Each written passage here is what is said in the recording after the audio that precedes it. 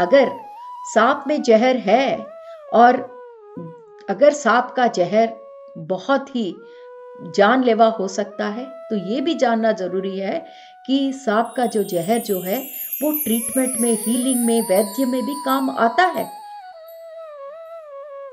हमारे सनातन धर्म में जहां भी सांप का वर्णन किया जाता है, सांप को नाग भगवान का दर्जा दिया जाता है।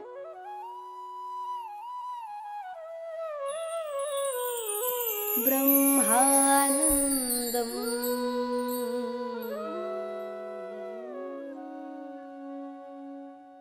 नमस्कार दोस्तों, ब्रह्मानंदम शो में एक बार मैं आपका फिर हार्दिक स्वागत करती हूँ। आनंद कर्णेश जी द्वारा रचित a thousand seeds of Joy इस किताब से हम आपस में विवेक बांट रहे हैं। दोस्तों, ईव और मेरी दूसरे खंड के इस अध्याय के जरिए हम आगे बढ़ रहे हैं। तो आज का एपिसोड आनंद कर्णेश जी द्वारा श्री महालक्ष्मी माता से पूछे हुए प्रश्न से हम करते हैं। आनंद कर्णेश जी माँ से ईव के जीवन चरित्र से एक संगठन लेकर, एक घटना लेकर माँ से ये प्रश्न पूछते हैं कि माँ, जो भी कहानियां हमने ईव और एडम के चरित्र के बारे में सुनी है, हमें ऐसा ज्ञात हुआ है कि ईव ने उस बाग से एक ऐसे फल को खाया जिसे खाने से मना कर दिया गया था, और वो फल ज्ञान के उस वृक्ष का फल था जिसे ईव को या एडम को खाने के लिए मना किया गया था। और जब ईव ने वंचित फल को खाया तो उसके कारण पुरुषों का स्त्री से भरोसा हट गया, और इसके कारण, इसके फल स्वरूप ये हुआ कि पुरुषों का स्त्री पे से नियंत्रण भी हट गया। और जब ये कंट्रोल हट गए, ये विश्वास हट गए, तो उसके कारण पितृसत्तात्मक समाज की सृजना हुई या सृष्टि हुई। माँ, ये जो हम सुन रहे हैं इसके बारे में आप हमें बताइए, क्या ये सच है? माँ कहती है, जो भी शब्द, जो भी वाक्य कहानियों द्वारा या घटनाओं द्वारा आप तक पहुंची है, ये एक कहानी मात्र है, जिसमें जो वाक्य, जो पद उपयोग किए गए हैं, जो शब्द उपयोग किए गए हैं, वो सब एक कहावत जैसे हैं। तो बेटा, जैसा आपने सुना वैसा विश्वास न करो। ईव ने कभी भी कोई ऐसा वंचित फल नहीं खाया जो उसे नहीं खाना था। जो ओरिजिनल कहानी थी, जो सत्य कहानी थी, पीढ़ियों के बाद वो काफी बदल गई। जैसे जैसे समय गुजरता गया, सत्य सामने नहीं आया, कहानी को तोड़ मरोड़ कर सामने लाया गया, जिसके कारण एक ऐसा असत्य बिलीफ सिस्टम सामने आया जिसके द्वारा हम सब ये विश्वास करने लगे, या मानवता ऐसे विश्वास करने लगे या विश्वास करने लगी कि ईव के द्वारा किए हुए कर्म के कारण आज मानवता अपने आध्यात्मिक तत्व से दूर हट गई है। इसका कारण स्त्री है। हमें बहुत खेद होता है जब माँ कहती है, हमें दिव्य आत्माओं को बहुत खेद होता है ऐसे सुनकर कि ऐसी कहानियों का वदन हो रहा है या प्रचार हो रहा है जो सत्य नहीं है। ईव, जो कि आध्यात्मिक रूप से काफी इवॉल्व थी, आप ही सोचो वो किस प्रकार ऐसे फल को खा सकती है जिसे खाने से उन्हें मना किया गया था। भले ही उनके हृदय में कितनी भी तृष्णा हो, वांछा हो फल खाने की, ये जानते हुए कि फल खाने से आध्यात्मिक तत्व से मानव दूर हो जाएगा, ईव जैसी एक आध्यात्मिक मार्ग में चलने वाली स्त्री किस प्रकार फल खा सकती है? आप ही सोचो बेटा।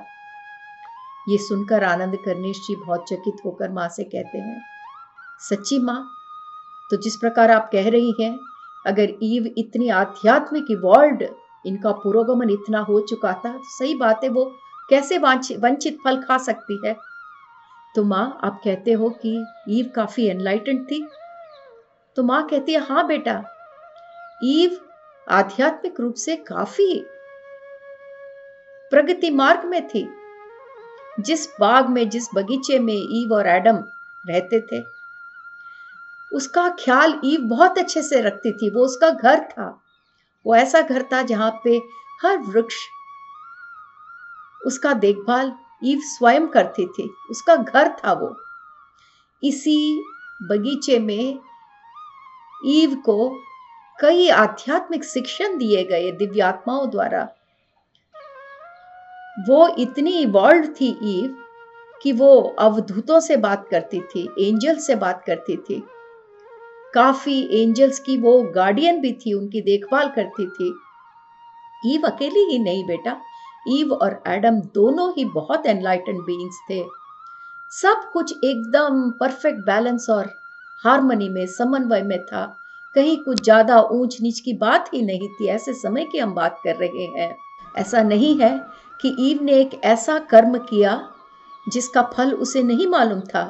ईव ने जो भी कुछ किया, भली भांति समझते हुए, जानते हुए किया। ईव के पास दिव्य चयन करने की शक्ति थी, चॉइस जिसको हम कहते हैं, चॉइस। ईव के पास यह शक्ति थी कि अपने अंदर के ज्ञान के वृक्ष को वो किस प्रकार उसका उपयोग कर सके। इसका मतलब यह है कि ईव एक इतनी ज्ञानी स्त्री थी कि उन्हें सब मालूम था कि अपने दिव्य चॉइस को किस प्रकार उपयोग कर सके। जो भी कुछ ईव ने किया, पूर्णात्माओं से, दिव्यात्माओं से बात करने के बाद ही उन्होंने कदम बढ़ाया। जो भी कुछ ईव ने किया वो एडम से बात करने के बाद ही हुआ। ईव और एडम दोनों ने मिलकर ये निर्णय लिया कि जिस सुंदर बाग बगीचे में वो आनंद और संतुलन का जीवन व्यतीत कर रहे थे, उन्होंने ये निर्णय लिया कि उन्हें इस आनंद से अपने आप को दूर करना होगा। क्यों दोस्तों?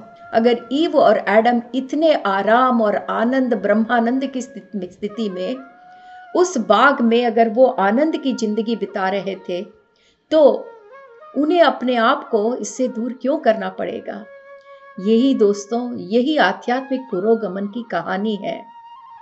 क्योंकि जैसा हमें माँ सरस्वती ने भी पिछले कई एपिसोड्स में बताया कि कई दिव्य आत्माएं जो इस मानवता के अवतारों से गुजरी हुई हैं, उन सब ने कॉन्ट्रास्ट एक्सपीरियंस, बड़े खुशी उन्होंने कॉन्ट्रास्ट एक्सपीरियंस का उन्होंने अनुभव करते हुए जन्म मरण के चक्रों से वो आगे निकले।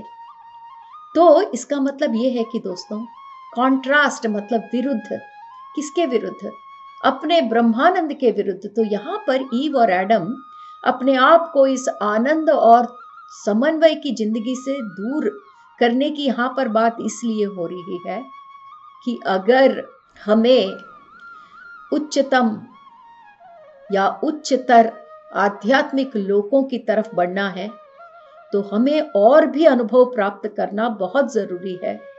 और जिस भी स्थिति पर ईव और एडम थे, अगर उन्हें उससे आगे बढ़ना था, तो यहाँ पर उन्हें कॉन्ट्रास्ट एक्सपीरियंस की जरूरत थी।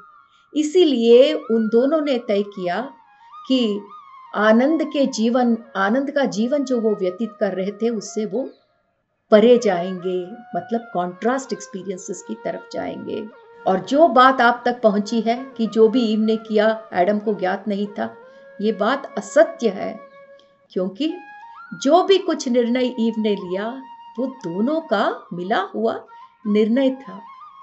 जो वंचित फल के बारे में, फोरबिडन फ्रूट कहते हैं, जो फल उन्हें नहीं खाना चाहिए था, ये सिर्फ बात एक कहानी के रूप में आप तक पहुंची है।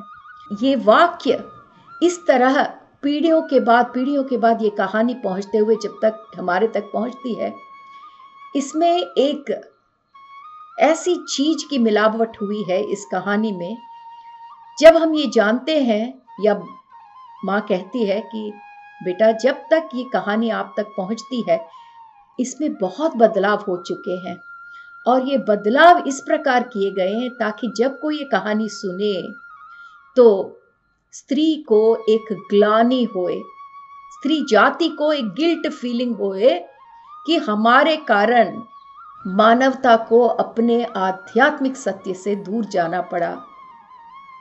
तो अगर स्त्री ग्लानि या गिल्ट फील करेंगे तो वो अपने अंदर की जो स्त्रीत्व का मार्ग है, जो स्पिरिचुअल फीमेल पाथ है, जिसे हम कहते हैं feminine path of spiritual awakening, उससे वो दूर रहेंगे। दोस्तों, कहने का मतलब ये है कि अगर स्त्री अपने नेचर में रहे, अपने ओरिजिनल नेचर में रहे, तो स्त्री का ये नेचर है कि वो बड़े ही आनंद स्वरूप है, और इस आनंद स्वरूप का जो स्त्रीत्व का मार्ग है वो एक आध्यात्मिक जागरूकता की तरफ ले जाता है। पर जो कहानी आज हमारे सामने, ईव की कहानी जो हमारे सामने लाई गई, जिसमें हमें बार बार बताया गया कि ईव ने मना करने के बाद भी वो मना किया हुआ फल खाया, जिसके कारण समस्त मानव जाति का पतन हो गया। जब भी ऐसी कहानी हम तक पहुंचती है तो माँ कहती है स्त्री जाति, संपूर्ण स्त्री जाति एक गिल्ट, ग्लानि की भावना से भर जाती है, और जहां गिल्ट होता है वहां आनंद नहीं होता। दोस्तों, इस गिल्ट के कारण स्त्री जाति अपने सहज भाव में, अपने अंदर के आनंद के स्वभाव से वंचित हो गई है। जब तक गिल्ट नहीं हटेगा, स्त्री जाति ये नहीं समझ पाएगी कि वो एक आनंद का स्वरूप है, और उस आनंद के स्त्री तत्व के मार्ग पर चलकर वो अपने आध्यात्मिक जागरूकता स्वयं प्राप्त कर सकती है। तो माँ कहती है कि ये कहानी इस रूप में आप लोग के सामने आई ताकि स्त्री जाति को अपने आप में ग्लानि का महसूस हो। जो कहानी आप लोगों के सामने आई, जहां पर बार बार ये कहा गया कि ईव ने महापाप किया है फल खाकर, वो महापाप नहीं था, वो ईव का आध्यात्मिक पुरोगमन के मार्ग पर चलने का एक और बढ़िया कदम था। इतने सुंदर पल को, जहां पर एडम और ईव ने साथ मिलकर ये निर्णय किया कि हमने ये आनंद तो देख लिया है, अब आगे बढ़े हमारे आध्यात्मिक मार्ग पर, और इस बाग बगीचे से हम अब दूर हटते हैं ताकि हम इस विश्व के बाकी अनुभवों को भी प्राप्त कर सके। इतना अद्भुत जो उनका डिसीजन था, उनका अनुभव था, उसको कहानियों में बदलकर पाप के रूप में उसका चित्रीकरण हुआ है। माँ ने इतने खूबसूरती से हमें सत्य का परिचय दिया है। आज तक भी दोस्तों, ईव और एडम की कहानी जब भी हमारे पास आती है तो यही बताते हैं कि ईव ने वो फल खाया जिसको मना किया गया था, ये जानते हुए भी कि उसके फल खाने से मानवता आध्यात्मिकता से दूर रहेगी, अपने डिवाइन नेचर से दूर रहेगी। माँ कहती है ईव कोई बेवकूफ औरत नहीं थी, बिल्कुल एनलाइटेंड थे ये एडम और ईव, तभी वो एंजल्स के साथ इतने अच्छे से संवाद कर पा रहे थे।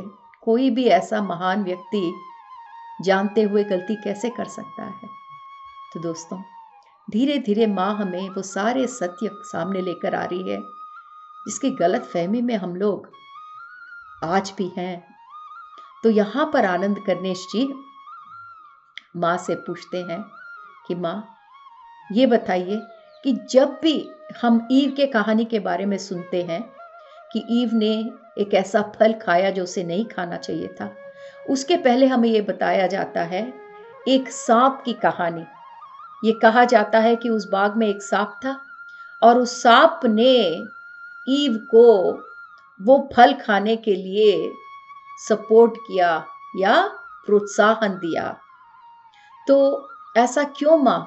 अगर ईव ने ऐसा काम किया ही नहीं है तो यहाँ पर ये सांप की कहानी कैसे आई और सांप ने ईव को प्रोत्साहन किया, ये कहानी का उद्भव कैसे हुआ? तो माँ कहती है बेटा, पहले बात तुम्हें यहाँ पर सांप के जिक्र के बारे में समझना होगा। जो पुराने जमानों में जहाँ से ये कहानियाँ आई हैं, इजिप्शियन मतलब इजिप्ट, हम बिल्कुल पूर्व के ज़माने में जा रहे हैं जहाँ से ये ईव और एडम की कहानी आई है। पुराने ज़माने में जहाँ पर इजिप्ट के भगवान होते थे, उसमें सांप का जो चिन्ह है वो एक इजिप्शियन गॉड जिसका नाम है थॉट का वो चिन्ह है। जैसे दोस्तों हम काफ़ी चिन्हों को हम जानते हैं, जैसे जब हम शंख देखते हैं तो हमें एक एक भगवान, जैसे हमने सुदर्शन चक्र देखा तो विष्णु भगवान याद आते हैं, त्रिशूल डमरू के साथ देखते हैं तो शिव जी का वो चिन्ह है। इसी प्रकार इजिप्शियन भगवान ट्रॉथ का चिन्ह है सांप। और उन पुराणों में जो सांप है वो भगवान का संदेशक है या भगवान से संदेश लाने वाला मैसेंजर। इस रूप में सांप को उनके पुराणों में जाना जाता था कि अगर भगवानों के पास से, दिव्य आत्माओं के पास से कोई संदेश मानवता तक पहुंचना है तो ट्रॉथ के जरिए, ट्रॉथ वो भी एक भगवान थे, इजिप्शियन गॉड्स और भगवान है, तो ट्रॉथ के द्वारा भगवानों का संदेश मानवता तक पहुंचता था। और ट्रॉथ का जो चिन्ह था वो सांप था। तो यहाँ माँ कहती है कि जिस बाग बगीचे के बारे में हम ईव और एडम की कहानी के साथ सुनते हैं, उस बाग में ये ट्रॉथ भी रहते थे। ट्रॉथ जो एक इजिप्शियन भगवान है वो भी रहते थे, जिनका चिन्ह था सांप। ये जो सांप के चिन्ह से, ये जो भी सांप का चिन्ह लेकर ये भगवान या ये जंतु जो इस सुंदर बाग बगीचे में था, माँ कहती है कि ये दुर्भाग्य की बात है कि सांप को इस कहानी में एक निम्नतम रूप के, निम्नतम जाति, निम्नतम पशु जाति के रूप में यहाँ पर पहचाना गया है। दोस्तों, हर एक संस्कृति में पशु पक्षियों की अपनी अपनी जानकारी है। जैसे हमारे सनातन धर्म में जहाँ भी सांप का वर्णन किया जाता है तो सांप को नाग भगवान का दर्जा दिया जाता है, पर इस कहानी में सांप को बहुत ही निम्नतम कोटि का प्राणी यहाँ पर दिखाया गया है, क्योंकि माँ कहती है कि ये गलत है। सांप को एक निम्नतम या लोअर फॉर्म के पशु पक्षी के साथ कंपेयर करना बहुत गलत है, क्योंकि सहज रूप में सांप बहुत ही जेंटल, बहुत ही साधु जंतु है और उसका नेचर भी एग्रेसिव नहीं है, वो किसी को हानि नहीं पहुंचाता जब तक उस पर डेंजर ना हो। तो माँ कहती है कि इस कहानी में सांप का ईव के साथ जो जोड़ी किया गया है, जो साथ इनका जिक्र साथ साथ किया गया है कि ईव ने ऐसा काम किया क्योंकि सांप ने प्रोत्साहन दिया था। तो जब भी हम ये सोचते हैं तो सांप और ईव को हम एक साथ देखते हैं या सांप और स्त्री को हम एक साथ विजुअलाइज करते हैं। माँ कहती है ये इसलिए किया गया ताकि जो भी ये कहानी सुने और विजुअलाइज करे तो उसको भी स्त्री जाति सांप की तरह, एक निम्नतम प्राणी की तरह, लोअर फॉर्म के प्राणी की तरह नजर आए। तो माँ ये कह रही है कि पितृसत्तात्मक समाज में स्त्री को नीचा दिखाने का कोई अवसर नहीं छोड़ा गया। तो यही कह रही है माँ, स्त्री को नीचा दिखाने के लिए ये कहानियां, सांप का प्रोत्साहन देना, सांप का उनके साथ जोड़ना, ताकि ये सब समझे कि सांप जैसा निम्नतम है, स्त्री भी ऐसी ही निम्नतम कोटि की प्राणी है। तो अगर सांप में जहर है और अगर सांप का जहर बहुत ही जानलेवा हो सकता है, तो ये भी जानना जरूरी है कि सांप का जो जहर जो है वो ट्रीटमेंट में, हीलिंग में, वैद्य में भी काम आता है। तो ये नहीं है कि सांप का ये जो जहर है वो सिर्फ आदमियों का सिर्फ जान लेता है। कई औषधियों में सांप के जहर को इस्तेमाल किया जाता है। तो जिस प्रकार सांप के रूप को इस कहानी में दिखाया गया वो गलत है। माँ कहती है जो जंतु है, जंतु साम्राज्य है, वो सच्चाई का, विवेक का परिचय देता है। और काफ़ी आदिम जाति, अगर हम उनके कल्चर्स देखें, ट्राइबल कल्चर्स देखें, तो वो सब इस पशु जातियों से बड़े ही मेल में रहते हैं, क्योंकि उनका ये विश्वास है कि वो सच्चाई और विवेक का प्रतीक है पशु। जैसा कि हमारे ही कल्चर में देखें, अगर हम सनातन धर्म में, तो माँ कहती है अगर हम गणेश जी को ले लें तो गणेश जी को हाथी का सर क्यों दिया गया? जब उनको एक सर का जरूरत था तो एक मानव का सर लाके उनको दे सकते थे, पर एक हाथी का सर क्यों लगाया गया? माँ कहती है कि गणेश जी को हाथी का सर इसलिए पहनाया गया क्योंकि हाथी इतने अच्छे चीजों का प्रतीक है। तो यहाँ माँ कहती है हाथी लंबी उम्र का प्रतीक है, हाथी वंश आगे बढ़ाने का प्रतीक है, हाथी ज्ञान का प्रतीक है, और हाथी जेंटलनेस का, बहुत ही उसका स्वभाव बहुत जेंटल है। तो इसीलिए आदमी के सर से हाथी का सर प्रेफर किया गया गणेश जी को रखने के लिए। तो कहने का मतलब ये है कि पशु पक्षी सत्य और ज्ञान के प्रतीक हैं।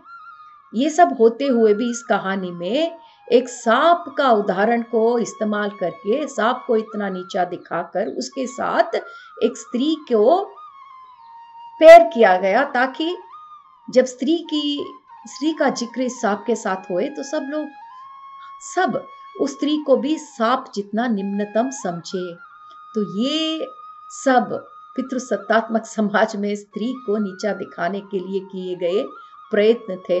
तो माँ कहती है कि जो ईव की सच्चाई है वो अवश्य बाहर आएगी। आज मैंने जो बात यहाँ कही है वो बड़े विस्तार से आने वाले कई पीढ़ियों में बहुत ही विस्तार से ईव की कहानी सामने आएगी, जिसके द्वारा सब जानेंगे कि जो कहानी हम सदियों से बच्चों को बताते हुए पीढ़ी के आगे पीढ़ी बढ़ाते हुए हम चले जा रहे हैं, और सबके मन में एक ही है कि स्त्री जो है वो सर्वनाश का कारण हो सकती है। जैसे ईव ने एक फल को खाकर पूरे मानवता को आध्यात्मिक ऊंचाइयों से नीचे गिरा दिया, ऐसी कहानियों पे से पर्दा अति शीघ्र उठ जाएगा और समस्त मानव जाति ये जान जाएंगे कि जो कहानियां हैं वो समय के साथ उसका बदलाव किया गया है, ताकि पितृसत्तात्मक समाज में स्त्री को नीचा दिखाया जा सके।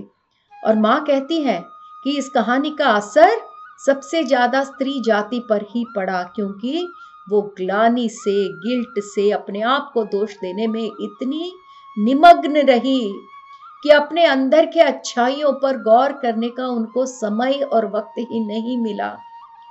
और यहाँ माँ हमें दोबारा याद दिलाती है कि जो feminine path of spiritual awakening में आनंद है, फेमिनिन पाथ का मतलब स्त्रीत्व के मार्ग, स्त्रीत्व का मार्ग कौन सा है दोस्तों? अंदर जाने का मार्ग ही स्त्री तत्व का मार्ग है। अंदर का मार्ग मतलब अपने अंदर जाने का मार्ग। जो हम बाहरी दुनिया के तरफ जाते हैं वो पुरुषत्व का मार्ग है दोस्तों। अपने आप में यात्रा करना स्त्री तत्व का मार्ग है, और वो मार्ग हमें आध्यात्मिक जागरूकता की तरफ ले जाता है, और वो एक ऐसा मार्ग है जो आनंद से भरा रहता है। और स्त्री का ये सहज रूप है कि अंतःकरण, अपने अंदर की तरफ यात्रा करना स्त्री का सहज स्वभाव है।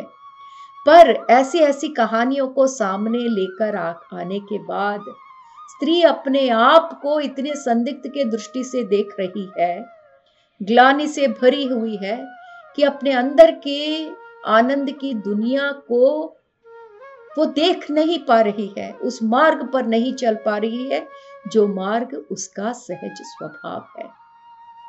तो दोस्तों, आज का एपिसोड हम यहाँ समाप्त करते हैं। अगले एपिसोड में हम ईव के बारे में और भी बहुत महादेवी लक्ष्मी माता से जानेंगे। धन्यवाद।